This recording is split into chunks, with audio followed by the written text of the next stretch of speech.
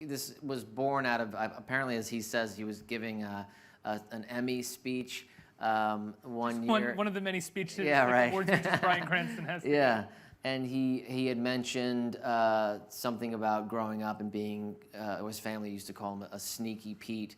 And then I guess Zach Van Amberg from Sony called him the next day and said, hey, I think this could be a show. And then Bryan had some, so it was conceptualized. And then they started working with David Shore. So it was conceptualized between, I think, the three of them.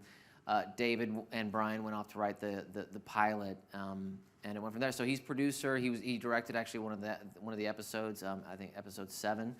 And then when it was CBS, he wasn't going to be involved in an acting capacity. When it went over to Amazon, I think he was really trying to support the show.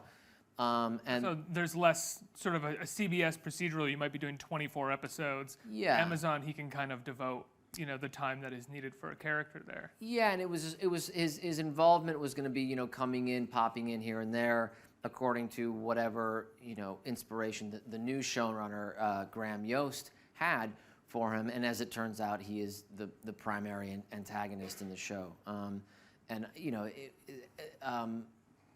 that was definitely exciting for me. But there's Bryan, I think, really at his best. I mean, it was.